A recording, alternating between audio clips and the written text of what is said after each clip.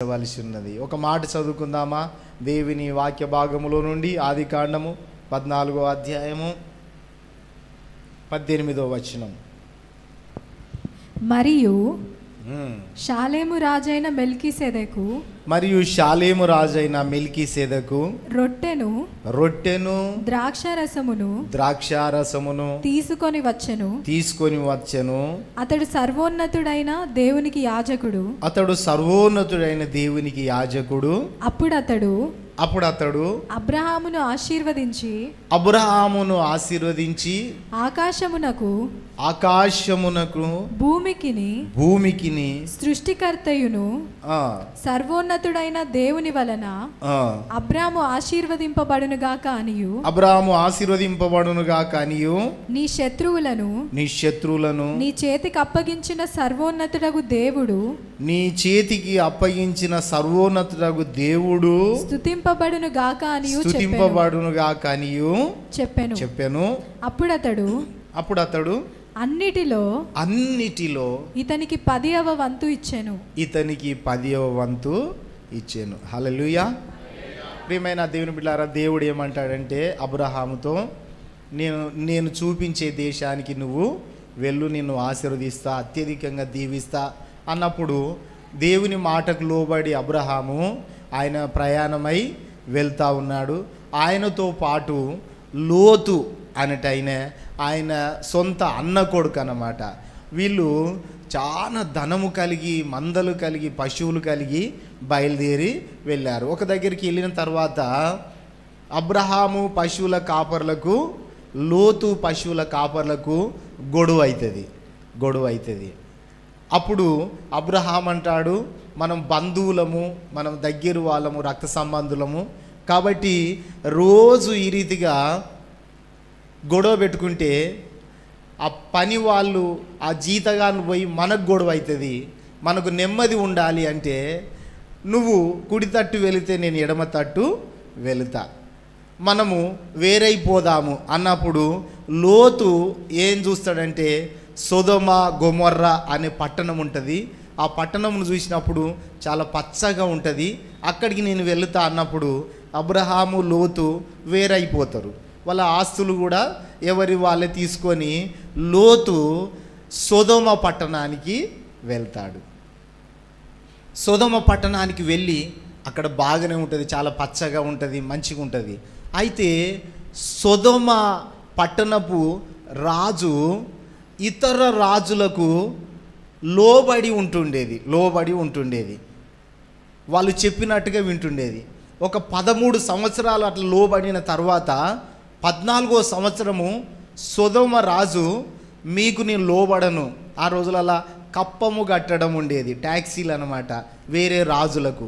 అయితే మీకు నేను లోబడను అని సొదొమ రాజు వేరే రాజులకు చెబితే వాళ్ళందరూ వచ్చి సొదొమ పట్టణం మీద యుద్ధం చేసి వాళ్ళ మనుషులను, పని మనుషులను, ఆస్తిని అంత తీసుకొని పోయినారు. ఒక 4 రాజులు వచ్చి సొదొమ గొమొర్రా అనే పట్టణముల మీద యుద్ధం చేసి వాళ్ళు ఆ ఆస్తినంతా పట్టుకొని, మనుషులను పట్టుకొని పోయారు. అయితే ఈ సొదొమ పట్టణంలో ఎవరున్నారండి? ఎవరుంటే మాకేందంటారా? సొదొమ పట్టణంలో ఎవరున్నారు? లోతు ఉన్నాడు. మంచిగా అర్థం చేసుకో. అర్థమవుతుందా? హల్లెలూయా. లోతును వదిలిపెడతారా చెప్పండి? 4 రాజులు వచ్చారు, సొదొమ గొమొర్రా పట్టణం మీద యుద్ధం చేశారు. అందరిని పట్టుకొని పోయిన తర్వాత అబ్రహాము దగ్గరికి ఒక మనిషి తప్పించుకొని వచ్చి మీ అన్న కొడుకును, వాళ్ళ పని మనుషులను, తర్వాత తనకున్న ఆస్తిని పట్టుకొని పోయారయ్యా ఆ రాజులు అన్నప్పుడు అబ్రహాము 318 మంది ఆయనతో ఉండేది. ఎంతమంది ఉండేది? 318 మంది. అబ్రహాం ఎక్కడికి వెళ్ళినా మేము నీతోటి వస్తాము, మీకేమైనా అడ్డంకి వస్తే మేమున్నాం, మేము నీ కొరకు యుద్ధం చేస్తాము అని 318 మందిని తీసుకొని సొదొమ దగ్గరికి పోతే అంత దోచుకోబడ్డది. ఏ రాజులైతే దోచుకున్నారో ఆ రాజుల దగ్గరికి వెళ్ళి అబ్రహాము 318 మందితో మాత్రమే ఆ రాజులను ఓడించి ఆ ఆస్తి మొత్తం తీసుకొని వస్తాడు. హల్లెలూయా, దేవుని స్తుతిద్దామా. హల్లెలూయా. దేవుడు అబ్రహాముకు తోడుగా ఉన్నాడు. దేవుడు ఎక్కడ వెళ్ళినా ఆశీర్వదిస్తా అన్నాడు. ప్రియమైన దేవుని బిడ్డలారా, దేవుడు ఉండుమన్న స్థలంలో ఉండకుండా మన సొంత స్థలంకు మన సొంత నిర్ణయంతో ఏం చేసినా కూడా మనము అటాక్ చేయబడతాము, ఓడిపోతాము. కాబట్టి ఇక్కడ ఏమి సూచిస్తున్నదంటే, లోతు చాలా పచ్చగా ఉన్నది సొదొమ పట్టణము, అక్కడ మంచి హాయిగా బతకవచ్చు, అబ్రహాము కంటే బాగా బతకవచ్చు అని వెళ్ళిపోయాడు. కానీ అక్కడ ఒక యుద్ధం జరిగింది, దోచుకోబడ్డారు. కానీ దేవుని కృప ఏంటంటే, అబ్రహాముకున్న మనసు ఏంటంటే, నాతో గొడవ పెట్టుకొని నాతో వేరైపోయినంతో నాకు సంబంధం లేదు అనుకున్నాడా? ప్రియమైన దేవుని బిడ్డలారా, మనతో సంబంధం లేనంతో మనకు అవసరం లేదు అని అనుకోలేదు. అబ్రహాము 318 మందిని తీసుకొని వెళ్ళి ఆ రాజులను జయించి ఆ ఆస్తిని తీసుకొని వస్తూ ఉంటే ఒక అద్భుతం జరిగింది. ఏంటంటే, షాలేము రాజు, ఒక ఆయన షాలేము రాజు 18, మరియు షాలేము రాజైన మెల్కీసెదెకు రొట్టెను ద్రాక్షారసమును తీసుకొని వచ్చెను. అతడు సర్వోన్నతుడగు దేవునికి యాజకుడు. హల్లెలూయా. యేసు ప్రభువు యాజకుడు. యేసు ప్రభువు రొట్టెను ద్రాక్షారసమును తీసుకొని అబ్రహాము దగ్గరికి వచ్చి రొట్టెను ద్రాక్షారసమును ఆ యాజకుడు తీసుకొని వచ్చి అబ్రహాముకి ఇస్తాడు. అబ్రహాముకి ఇయ్యగానే అబ్రహాము ఆ దోచుకున్నదంతటిలో 10వ వంతు ఆ యాజకునికి ఇస్తాడు. ప్రియమైన దేవుని బిడ్డలారా, అప్పుడు సొదొమ రాజు ఏమంటాడంటే, సొదొమ రాజు సంతోషపడి, మా ఆస్తి అంతా పోయింది అనుకున్నాము, కానీ అబ్రహామా నీకు కావలసిందల్లా తీసుకో, నా సొమ్మంతా తీసుకో, మా దేశాన్ని కాపాడినామని సొదొమ రాజు అంటే, సొదొమ రాజుతో ఏమంటాడంటే, నా దేవుడు నన్ను ఆశీర్వదించాలి కానీ నీ సొమ్ము నూలు పోగు కూడా నేను తీసుకోను, నా దేవుడు నన్ను దీవించాలి, ఒకరి సొమ్ముకు నేను ఆశపడను, ఒకరి సొమ్ము నేను తీసుకోను అని అన్నాడు. కాబట్టి ఆ రాజు షాలేము రాజు మెల్కీసెదెకు రొట్టెను ద్రాక్షారసమును అబ్రహాము దగ్గరికి తీసుకొని వచ్చి ఇస్తాడు. అబ్రహాము ఆ దోచుకొనబడిన దాంట్లో 10వ వంతు ఆ యాజకునికి ఇస్తాడు. ఆ యాజకుడు ఎవరంటే యేసు ప్రభువు. హల్లెలూయా. ఎవరైనా ఆయన యేసు ప్రభు అబ్రహాముకు ప్రత్యక్షమవుతాడు. ప్రియమైన దేవుని బిడ్డలారా, అయితే ఆ రోజులలో మందిరానికి వెళ్ళాలి అనంటే ప్రతి సంవత్సరముకు ఒక్కసారి యాజకుడు అనేవాడు, అంటే సేవకుడు, ఏర్పాటు చేయబడినవాడు, అతనికి డ్రెస్సు వేరే ఉంటుంది, ఆయన ధరించే బట్టలు వేరే ఉంటాయి, ఆవరణం ఉంటుంది, పరిశుద్ధ స్థలం ఉంటుంది, అతి పరిశుద్ధ స్థలం ఉంటుంది. అయితే అతి పరిశుద్ధ స్థలములోనికి సంవత్సరంకు ఒక్కసారే దేవుడు ఎవరినైతే అహరోను వంశస్థులను ఏర్పాటు చేసుకున్నాడు, దేవుడు ఎవరినైతే యాజకునిగా ఏర్పాటు చేసుకుంటాడో ఆ యాజకుడు సంవత్సరానికి ఒక్కసారి పరిశుద్ధ స్థలములోనికి వెళ్ళి బలి అర్పించాలి.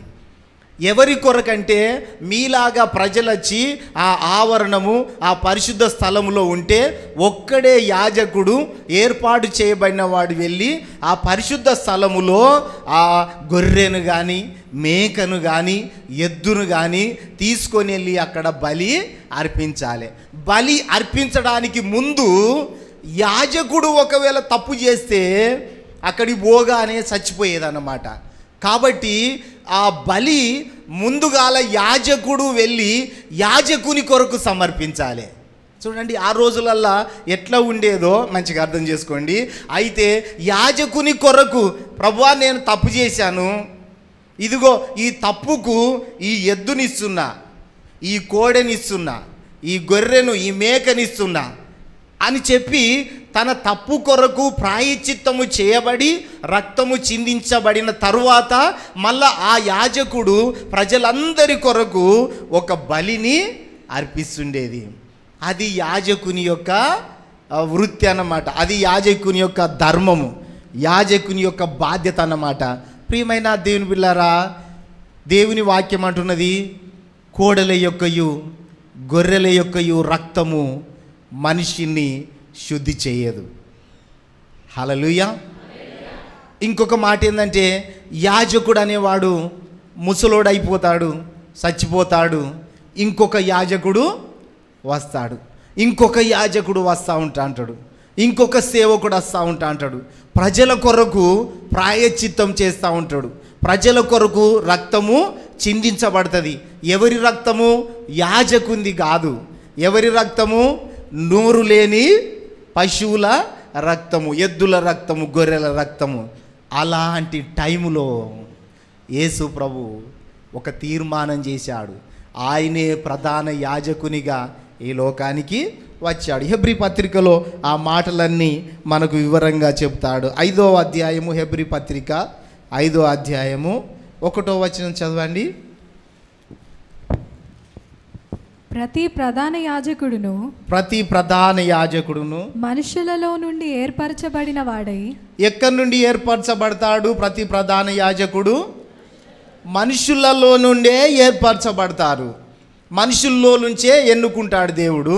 అయితే ఆ ప్రధాన యాజకుడు వెళ్ళి ఆ మందిరములో, అతి పరిశుద్ధ స్థలములో అతడు బలి ఇస్తాడు. బలి ఇచ్చినప్పుడు ఈ ప్రజలందరూ ఏమనుకుంటారంటే, మా పాపాలు పోయినాయి.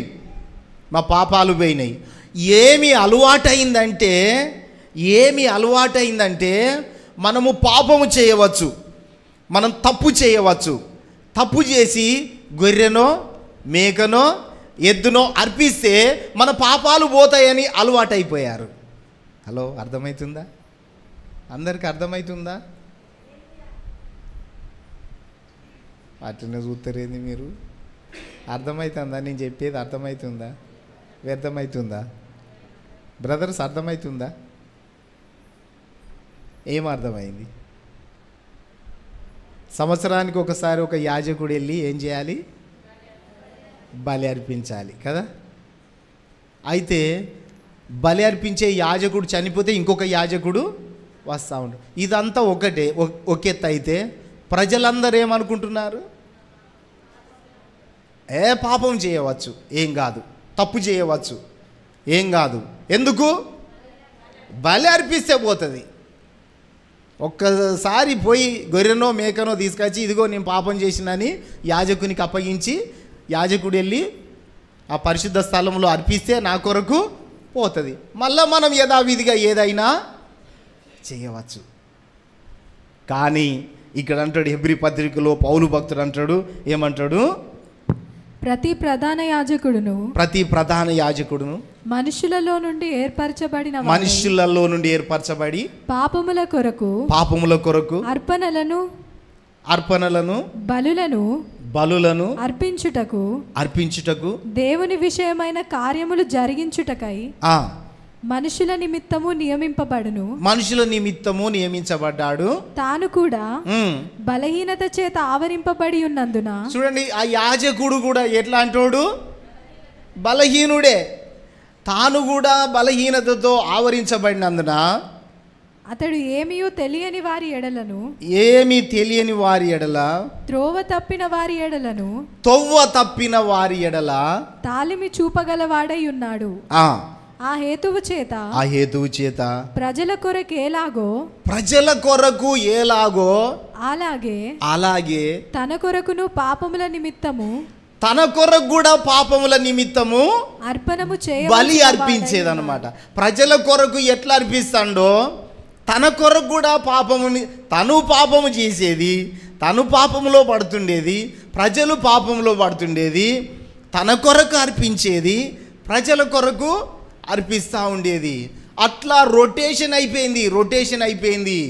ఆ టైంలో యేసయ్య అంటాడు, చూడండి 4:14 చదవండి.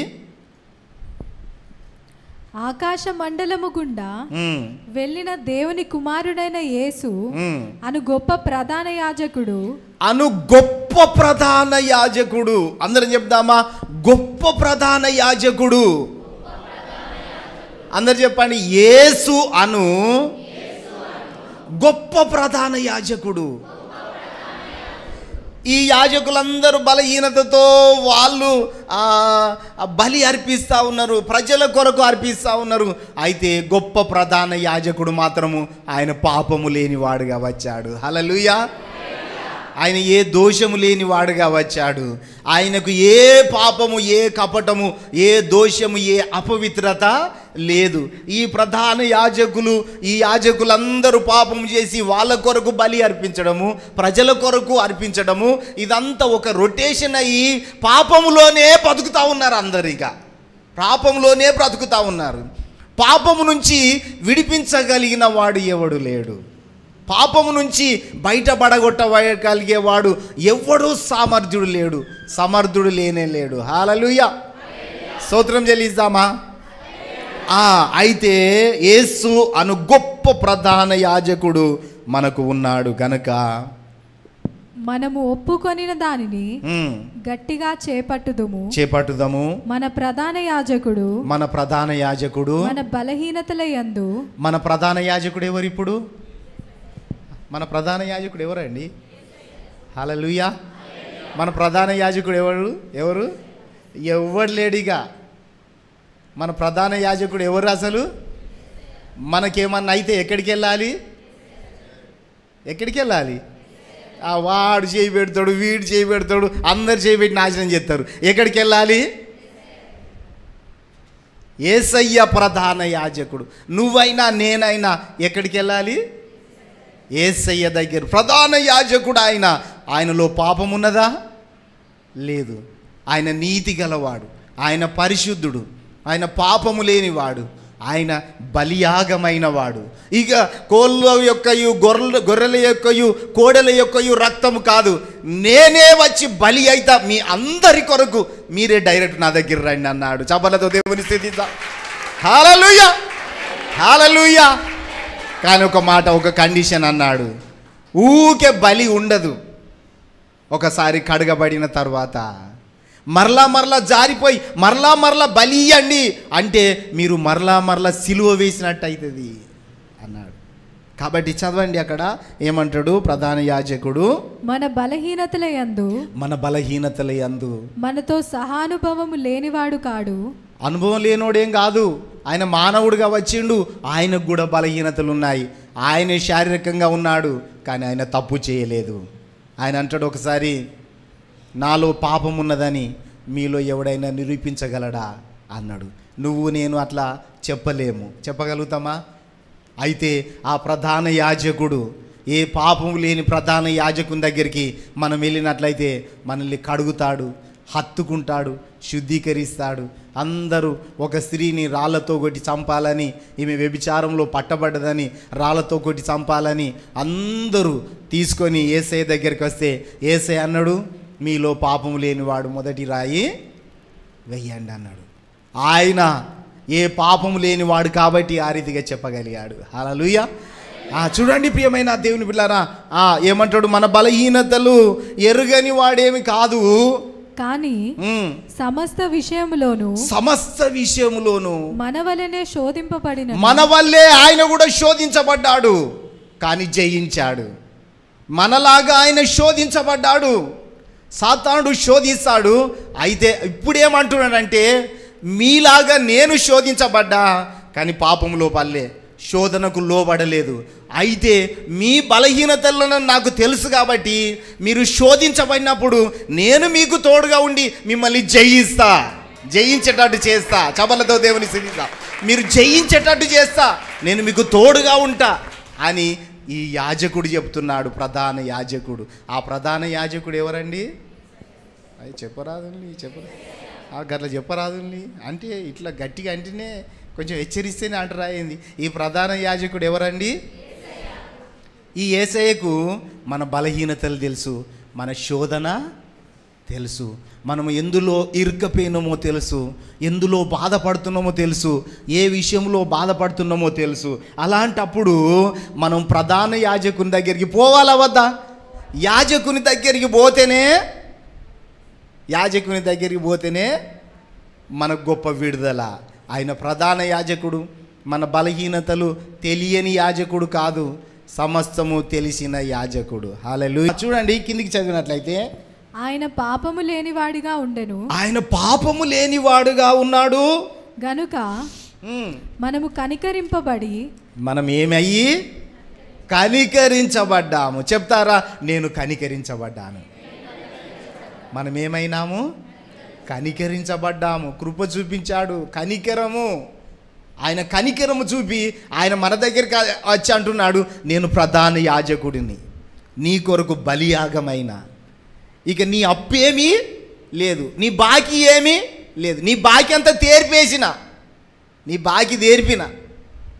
అప్పులోని చూసి సాటుకు పోవుడు, సాటుకు చాక్కునుడు, మంచం కింద చాక్కునుడు అంతకుముందు ఉండే.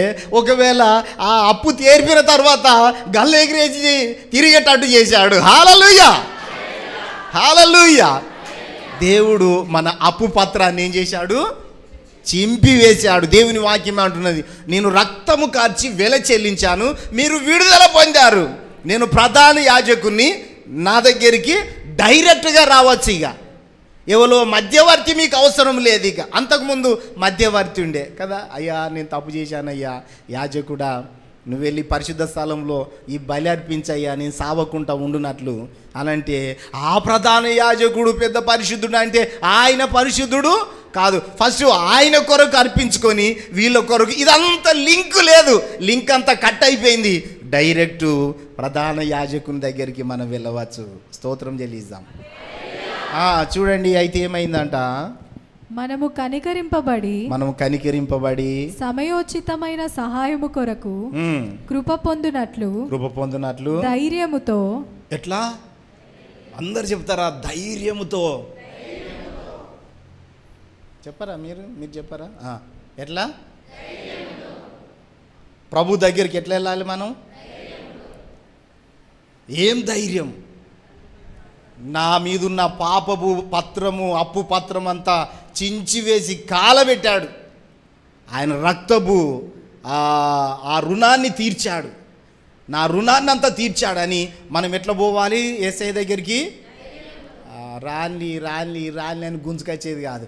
మనకు మనమే ధైర్యం చేసుకోవాలి, ఆయనను మనం అర్థం చేసుకొని ధైర్యంతో ఆయన సన్నిధికి రావాలి. తర్వాత ధైర్యముతో కృపాసనమునొద్దకు చేరాలి అంటున్నాడు. ప్రియమైన దేవుని బిడ్డలారా, అదే 7వ అధ్యాయము 11వ వచనం చదవండి. ఆ లేవీయులు యాజకులై ఉండగా ప్రజలకు ధర్మశాస్త్రం ఇయ్యబడెను గనుక ఆ యాజకుల వలన సంపూర్ణ సిద్ధి కలిగిన ఎడల అహరోను క్రమములో చేరిన వాడని చెప్పబడక మెల్కీసెదకు క్రమము చొప్పున వేరొక యాజకుడు రావాల్సిన అవసరమేమి? ఇదియుగాక యాజకులు మార్చబడినట్లయితే అవశ్యముగా యాజక ధర్మము సహా మార్చబడును. యాజక ధర్మం మార్చబడుతుంది, యాజకులు మార్చబడుతున్నది. ఆయన అంటాడు, నేను మార్పు లేని దేవుడను, నిన్న నేడు నిరంతరము. ఇక మార్పు లేదు. ఈ యాజకుడు పోతే ఇంకొక యాజకుడు వస్తాడు, ఈ యాజకుడు పోతే ఇంకొక యాజకుడు వస్తాడు. లేదిగా ఇప్పుడు ఒకే యాజకుడు, ఈ ప్రపంచానికి ఒకే యాజకుడు ఉన్నాడు. ఆయనకు మరణము లేదు, ఆయనకు మార్పు లేదు. ఇక బలులు ఇయ్యనవసరము లేదు, కోళ్ళు గొర్రెలు బర్రెలు కొబ్బరికాయలు ఇవన్నీ ఇయ్యనవసరము లేదు. ఆయనే బలియాగము అయ్యాడు. అందుకొరకే ఆ హెబ్రీ పత్రిక 7వ అధ్యాయము 26వ వచనం చదవండి. పవిత్రుడును నిర్దోషియు. ఆయన ఎలాంటి యాజకుడు? పవిత్రుడు, నిర్దోషి, నిష్కల్మషుడు, కల్మషము లేనోడు, పాపులలో చేరక ప్రత్యేకముగా ఉన్నవాడును. ప్రత్యేకంగా ఉన్నవాడు, పాపులలో చేరలేదు. ఆయన ప్రత్యేకంగా ఉన్నవాడు, పాపులలో చేరలేదు. పవిత్రుడైన, నిర్దోషి, దోషం లేనివాడు, నిష్కల్మషుడు, కల్మషము లేని యాజకుడు మనకు దొరికాడండి. స్తోత్రం, హల్లెలూయా. కలిగి ఉండాలి ప్రియమైన దేవుని బిడ్డలారా. ఈ పవిత్రుడు, ఈ నిష్కలంకుడైన యాజకుని దగ్గరికి మనం వచ్చాము. మన కొరకు ఆయన బలియాగమయ్యాడు. ఎవ్వడు మన కొరకు బలియాగం కాడు. అయితే ఆకాశ మండలము కంటే మిక్కిలి హెచ్చైన వాడునైనా ఇట్టి ప్రధాన యాజకుడు మనకు సరిపోయాడు. హల్లెలూయా. ఏ కులం అనలేదు, ఏ మతం అనలేదు, నువ్వు భిక్ష కాని అనలేదు. ఎవరికైనా సరిపోయిన ప్రధాన యాజకుడు ఈయన యేసయ్య. చపలతో దేవుని స్తుతిద్దాం. ఎవరికైనా సరిపోయిన వాడు. ఆస్తి ఉంటే ఒక రకంగా, అంతస్తులుంటే ఒక రకంగా, పేదోడైతే ఒక రకంగా, ధనవంతుడైతే ఒక రకంగా లోకం చూస్తుంది. కానీ ఈ యాజకుడు మాత్రము భిక్షగాడైనా, కుర్రుపులతో పడి ఉన్నా, ఇదిగో నేను యాజకుని, నీ దగ్గరికి వచ్చి నీ పాపం తీసేస్తా, నీ రోగం తీసేస్తా, నీ విన్నపం వింటా, నీ మొర్ర వింటా అనే ప్రధాన యాజకుడు మనకు దొరికాడు. హల్లెలూయా. ఎంత మంచి యాజకుడు ప్రియమైన దేవుని బిడ్డలారా. మంచి యాజకుడు మనకు దొరికాడు. అయితే ధర్మశాస్త్రము బలహీనత గల మనుషులను యాజకులుగా నియమించును గాని ధర్మశాస్త్రమునకు తరువాత వచ్చిన ప్రమాణపూర్వకమైన వాక్యము నిరంతరమును సంపూర్ణ సిద్ధి పొందిన కుమారుని నియమించను గనుక ఈయన ఆ ప్రధాన యాజకుల వలె మొదట తన సొంత పాపముల కొరకు తరువాత ప్రజల పాపముల కొరకును. చూడండి, ఈ ప్రధాన యాజకుడు సొంత పాపముల కొరకు చనిపోలేదు, తర్వాత ప్రజల పాపములను చూడలేదు. కానీ సొంత పాపముల కొరకు, తర్వాత ప్రజల పాపముల కొరకును దినదినము బలులను అర్పింపవలసిన అవసరము గలవాడు కాడు. బలులు అర్పించవలసిన అవసరం గలవాడు కాదు. బలులు అర్పించవలసిన అవసరం లేదు. ఆయన బలియాగమయ్యాడు. ఆయన ఏ పాపము చేయలేదు. ఆయన బలి అర్పించవలసిన అవసరము లేదు. వేరే యాజకులైతే బలులు అర్పించేది, మా పాపం ఫస్ట్ కడుగు అంటుండేది. ఒకవేళ ఆ యాజకుడు కనుక తన పాపము కొరకు బలి ఇయ్యకుండా పరిశుద్ధ స్థలంలో అడుగుపెడితే చచ్చిపోయేదన్నమాట. ప్రియమైన దేవుని పిల్లారా, అలాంటి మరణకరమైన జీవితం నుండి మనల్ని ఆయన విడిపించాడు. ఇంకేమంటాడు? తనను తాను అర్పించుకున్నప్పుడు ఒక్కసారి ఈ పని చేసి ముగించే, ఒకేసారిగా మరలా మరలా మరలా బలియాగము అవసరం లేదు. ఒకేసారి ప్రపంచం అంతటి కొరకు, మన అందరి కొరకు బలియాగమయ్యాడు. ఈ బలియాగమైన యేసయ్య దగ్గరికి, ప్రధాన యాజకుని దగ్గరికి మనం వెళ్ళినట్లయితే మన పాపములు కడగబడతాయి. హల్లెలూయా. మనం శుద్ధీకరించబడతాం, మనం పవిత్రపరచబడతాం. ఏ అవసరత ఉన్నా కూడా ఈ ప్రధాన యాజకుడు మన కొరకు విజ్ఞాపన చేసే ప్రధాన యాజకుడు. ఏ పాపమున్నా కూడా, ఏ రోగమున్నా కూడా, ఏ శాపమున్నా కూడా, మన జీవితంలో ఏ కష్టం వచ్చినా కూడా, ఏ బాధ కలిగినా కూడా మనం ఎక్కడికి వెళ్ళాలండి? ప్రధాన యాజకుని దగ్గరికి పోవాలి. ఏ సమస్య ఉన్నా మనం ఎక్కడికి వెళ్ళాలండి? మరి మాలాంటి వాళ్ళు ఎవరయ్యా అంటే, ఇదిగో మనకు ప్రధాన యాజకుడు ఉన్నాడయ్యా అని తెలియచేయడానికి ఉన్నాము. ఏ వ్యక్తి కూడా మన పాపములను తీసివేయలేడు. ఏ వ్యక్తి కూడా మన రోగములను తీసివేయలేడు. కాకపోతే ఆయన అన్నాడు, నా ప్రజలకు నేను వరాలిస్తా, నేను ప్రధాన యాజకుని, నేను వరాలిస్తా, ఆ వరాల చేత వాళ్ళు వాడబడతారు అని అన్నాడు. కానీ దేవుని కంటే ఎక్కువగా మిమ్మల్ని మీరు ఊహించుకోండి అని మాత్రం చెప్పలేదు. ఆ ప్రధాన యాజకుడు మనకున్నాడు ప్రియమైన దేవుని బిడ్డలారా. అందుకొరకే ఆయన అంటాడు, ఈ ప్రధాన యాజకుడు ఏమంటాడు చదవండి. 9వ అధ్యాయము 8వ అధ్యాయము 8వ వచనం చదవండి. అయితే ఆయన ఆక్షేపించి వారితో ఇలాగు చెప్పుచున్నాడు, ప్రభువు ఇట్లా అంటున్నాడు, ఇదిగో ఒక కాలము వచ్చుచున్నది, ఒక కాలం వస్తున్నది, అప్పటిలో ఇశ్రాయేలు ఇంటి వారితోను యూదా ఇంటి వారితోను నేను క్రొత్త నిబంధన చేయుదును. అది పాత నిబంధన. పాత నిబంధన ఏంటిది? బలులు అర్పించాలి, యాజకుని దగ్గరికి వెళ్ళాలి, అయ్యా నేను పాపం చేశానయ్యా, ఈ బలి అక్కడ దేవునికి అర్పించయ్యా, లేకుంటే చచ్చిపోతానయ్యా అంటుండేది. కానీ ఇప్పుడు ఇదేంటిది? అందరు చెప్తారా కొత్త నిబంధన అని? ఈ కొత్త నిబంధనలో ఎలాగుంటుందంటే చెప్తున్నాడు, అది నేను ఐగుప్తు దేశములో నుండి వీరి పితరులను వెలుపలికి రప్పించుటకై వారిని చేయి పట్టుకొనిన దినమున వారితో నేను చేసిన నిబంధన వంటిది కాదు. వాళ్ళతో చేసిన నిబంధన వంటిది, పాత నిబంధన వంటిది కాదు. ఏమనగా వారు నా నిబంధనలో నిలువలేదు, వాళ్ళు ఆ పాత నిబంధనలో వాళ్ళు నిలువలేదు గనుక కాబట్టి నేను వారిని అలక్ష్యము చేసి తినని ప్రభువు చెప్పుచున్నాడు. ఆ దినములైన తరువాత ఇశ్రాయేలు ఇంటి వారితో నేను చేయబోవు నిబంధన ఏదనగా, ఇప్పుడు నేను చేయబోయే నిబంధన ఏంటంటే, ఈ ప్రధాన యాజకుడు ఏమంటున్నాడంటే, వారి మనస్సులో నా ధర్మ విధులను ఉంచెదను. స్తోత్రం చెల్లిద్దాం.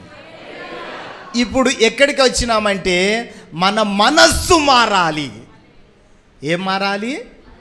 ఆ రోజులలో బలులు అర్పించి, అమ్మయ్య ఇక మా పని అయిపోయింది, మేము విడుదల పొందినాం, మాకు విడుదల దొరికింది అనుకునేది. కానీ ఈ రోజున మీ మనస్సులలో నా ధర్మ విధి. ఇప్పుడు మనస్సాక్షికి వద్దాం. మనం ఎక్కడికంటే మనస్సాక్షికి వద్దాం. హల్లెలూయా. ఎవరినన్నా ఏదన్నా బూతు పదము అంటే మనకు వెంటనే ఏమనిపిస్తుంది? నిజంగా మనిషి అయితే చెప్పండి, నిజంగా మనిషి అయితే ఏమంటారు?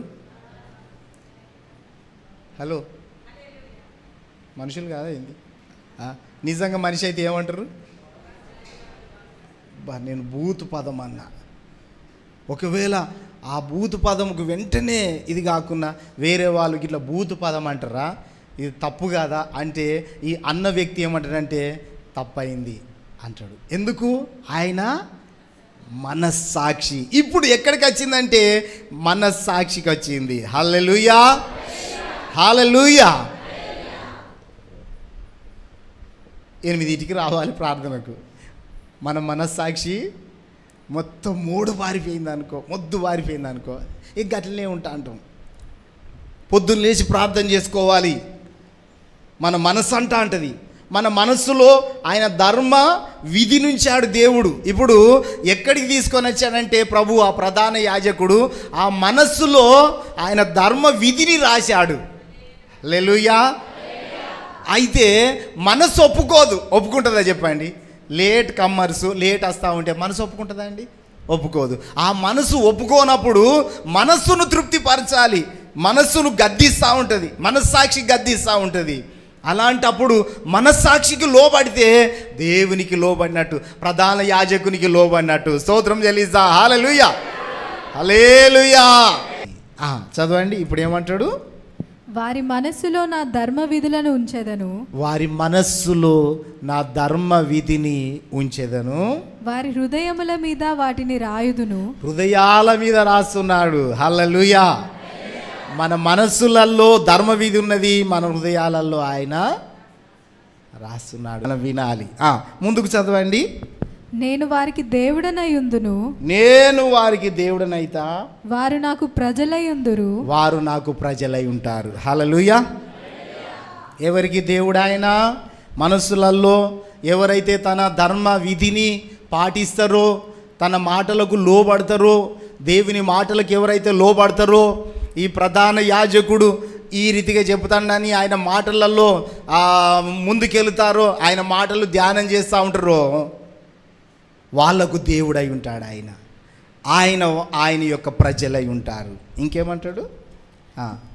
వారిలో ఎవడును ప్రభువును తెలుసుకొనుడని తన పట్టణస్థునికైనను తన సహోదరునికైనను ఉపదేశము చేయడు. వారిలో చిన్నలు మొదలుకొని పెద్దల వరకు అందరూ నన్ను తెలుసుకొందురు. అందరూ నన్ను తెలుసుకుంటారు, అందరూ నన్ను తెలుసుకుంటారు. ఈయన ప్రధాన యాజకుడు. మనం కూడా ఏమి పరిచయం చేయాలంటే, ఇదిగో నీ పాపములు పోవడానికి, నీ శాపములు పోవడానికి, నీ రోగములు పోవడానికి ప్రధాన యాజకుడు ఉన్నాడు. నువ్వు బాధపడిన అవసరం లేదు. ఆయన ప్రధాన యాజకుడు. మన బలహీనతలు భరించాడు, మన రోగములు భరించాడు, మన దుఃఖములు భరించాడు. ఆయనే బలియాగమయ్యాడు, ఆయనే రక్తము కార్చాడు. ఆయన పవిత్రమైన రక్తము మన కొరకు కార్చాడు. ఆయన పాపము లేని ప్రధాన యాజకుడు అని మనము మన పిల్లలకు చెప్పాలి, ఇతరులకు చెప్పాలి, ఇతరులకు తెలియచేయాలి. పాపములో శాపములో కొట్టుమిట్టాడుతున్న చాలామంది ఉన్నారు. అయ్యా నేను బయటపడగలుగుతానా, అయ్యా నేను రక్షించబడగలుగుతానా, అయ్యా నేను ఈ శాపము నుండి బయటికి రాగలుగుతానా, నేను కోలుకోగలుగుతానా అని ఎంతోమంది బాధపడుతున్నారు. నా బాధ్యత ఏంటంటే, ఇదిగో ప్రధాన యాజకుడు ఉన్నాడు. హల్లెలూయా, హల్లెలూయా. ప్రధాన యాజకుడు ఉన్నాడు. ఆయన దగ్గరికి పోతే ఎంత ఘోర పాపినైనా క్షమించగలడు, కడగగలడు, శుద్ధి చేయగలడు, రోగం ఉంటే బాగు చేయగలడు, నువ్వు బలహీనతలు ఉంటే బలపరచగలడు ఈ ప్రధాన యాజకుడు. హల్లెలూయా. స్తోత్రం చెల్లిద్దామా? రెండు చేతులెత్తి హల్లెలూయా, హల్లెలూయా. కాబట్టి ప్రియమైన దేవుని బిడ్డలారా, ఈ ప్రధాన యాజకుడు అంటాడు, చిన్న పిల్లలు కానీ పెద్దవాళ్ళు కానీ ఎవరైనా నా దగ్గరికి రావచ్చు. నేను వారి దోషముల విషయమై దయగలిగిన దేవుడు. దోషముల కొరకు ఎలాంటి దేవుడు? దయగలిగిన దేవుడు. హల్లెలూయా. ఇంకేమంటాడు? వారి పాపములను ఇకను ఎన్నడూ జ్ఞాపకము చేసుకొనని. పాపములను జ్ఞాపకము చేసుకొనని ప్రధాన యాజకుడు ఆయన. స్తోత్రం. మనిషి అయితే మాటి మాటికి ఎత్తుతారు కదా. మనిషి అయితే మాటి మాటికి నువ్వు ఈ తప్పు చేసినావు, ఆ తప్పు చేసినావు, ఇట్లా నువ్వు చేయబట్టే ఇల్లు కూలింది, నీతోటే శని, నీతోటే ఇల్లు కూలుతుంది ఇట్లా అంటారు. కానీ దేవుడైతే ఏమంటాడంటే, నీ పాపము నేను జ్ఞాపకం చేసి. ఎంత మంచి దేవుడు! చప్పట్లతో దేవుని స్తుతిద్దాం. హల్లెలూయా, హల్లెలూయా. ఎంత మంచి ప్రధాన యాజకుడు ప్రియమైన దేవుని పిల్లారా. స్తోత్రమయ్యా, స్తోత్రమయ్యా నా యేసు రాజా, స్తోత్రమయ్యా, స్తోత్రమయ్యా.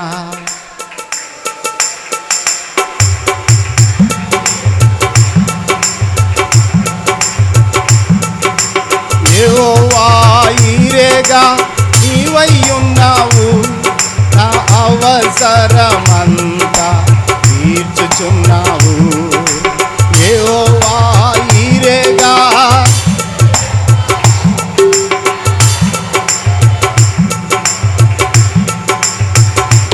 అయ్యా, స్తోత్రమయ్యా.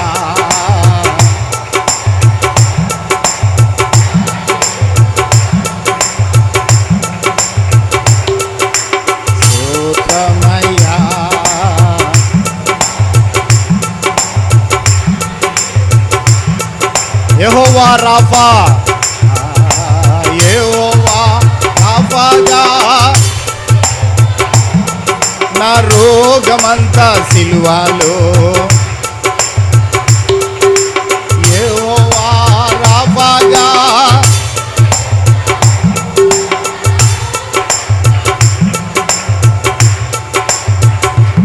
అయ్యా, స్తోత్రమయ్యా.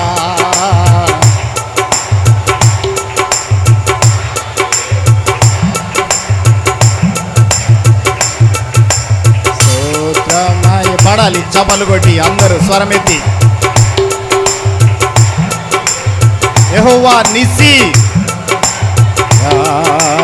యెహోవా నిస్సిగా నీవై మన కాళ్ళ కింద సాతాను తొక్కి వేశాడు. యెహోవా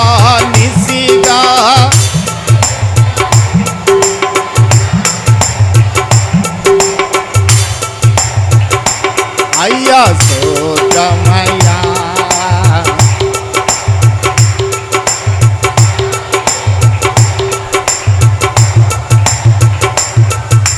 స్తోత్రమయ్యా.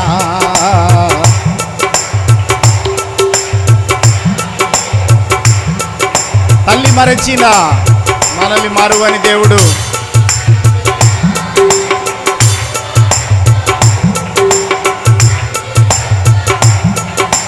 ప్రేమించుచున్నావు. తల్లి మరచిన నన్ను, అవును మరువని దేవుడు ఆయన.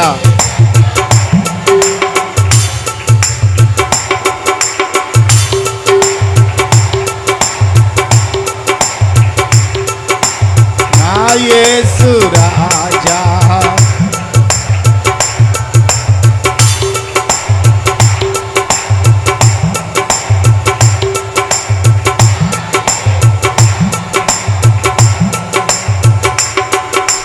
భయపడకు నీవు,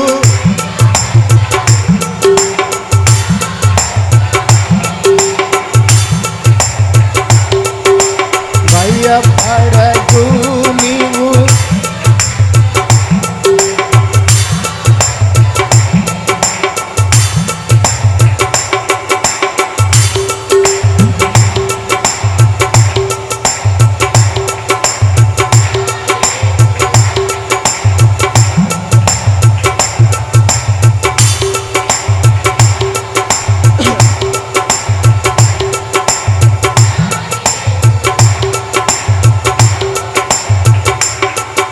ఆఖరిగా హెబ్రీ పత్రిక 9వ అధ్యాయం 12వ వచనం చదువుకుందాం.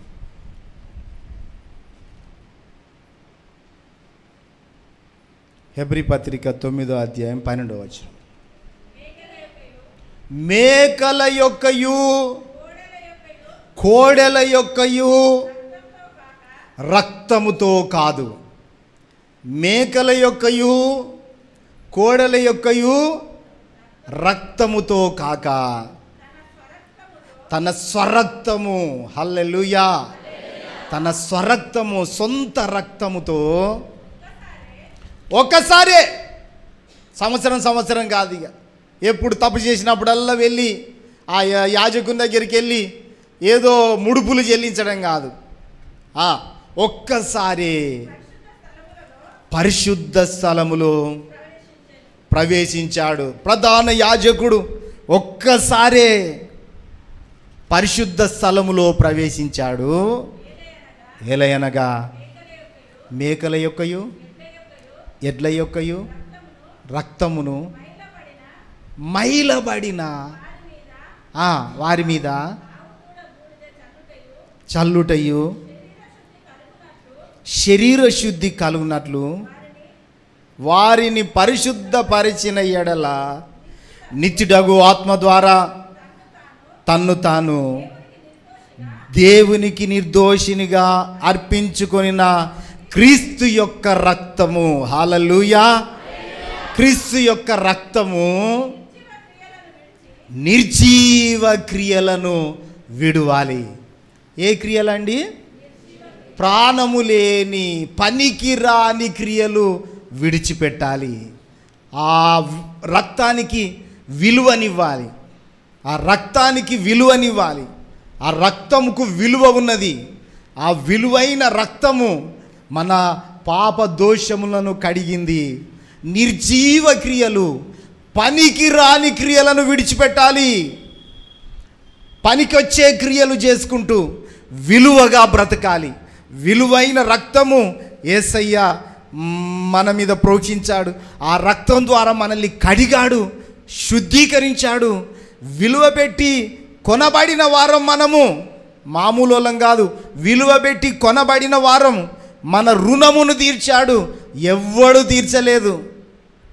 అలాంటి అప్పు పత్రాన్ని, అలాంటి పాపముతో అప్పు మీద అప్పు పెరిగిపోయిన ఆ గుట్టను కూల్చివేశాడు.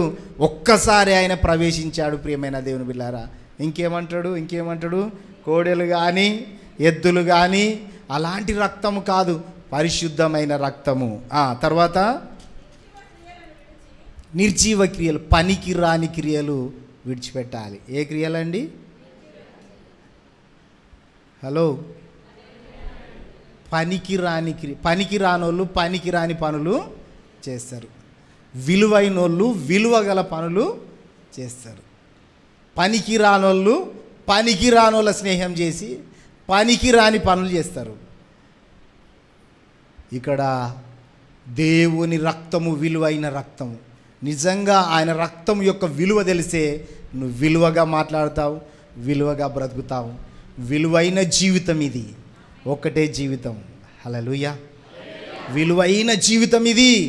ఈ విలువైన జీవితం అనే ఆ పరిశుద్ధుడైన దేవుడే ఆ పరమును విడిచిపెట్టి మన కొరకు, నీ కొరకు, నా కొరకు పరిశుద్ధమైన రక్తము చిందించి, నువ్వు కోడెల జోలికి పోకు, గొర్రెల జోలికి పోకిక, వేటిని తెచ్చి నీ పాపం పోగొట్టుకోలేవు. ఇక ఏ ఆచారాలు ఆచరించి నీ పాపం పోగొట్టుకోలేవు, నీ దోషం పోగొట్టుకోలేవు. నేనే నీ దోషమును తీసేసిన. ఇక పెత్తనాలకు పోతారు, ఇక పనికిరాని వాటికి పోతూ ఉంటారు. నేను అదే అంటున్నా, విలువైన రక్తమును మనం విలువగా చూడాలి. హల్లెలూయా. స్తోత్రం చెల్లిద్దాం. హల్లెలూయా. లాస్ట్కి అంటాడు ఆయన, చూడండి ఏమంటాడు? జీవము గల దేవుని సేవించుటకు మీ మనస్సాక్షిని, ఇక్కడ అంటాడు చూడండి, జీవము గల దేవుని సేవించుటకు మీ మనస్సాక్షిని ఎంతో ఎక్కువగా శుద్ధి చేసుకుంటూ ఉండాలి. హల్లెలూయా, హల్లెలూయా. మీ మనస్సాక్షిని శుద్ధి చేసుకుంటూ ఉండాలి. ప్రియమైన దేవుని బిడ్డలారా, ఎవడు తీయలేని పాపములను, శాపములను ఈ ప్రధాన యాజకుడు మోసాడు, తీసివేశాడు, మనకు విడుదల ఇచ్చాడు. ఆ విడుదలను మనం నమ్మాలి, ఆయన యందు విశ్వాసం ఉంచాలి. రండి ఈ సమయంలో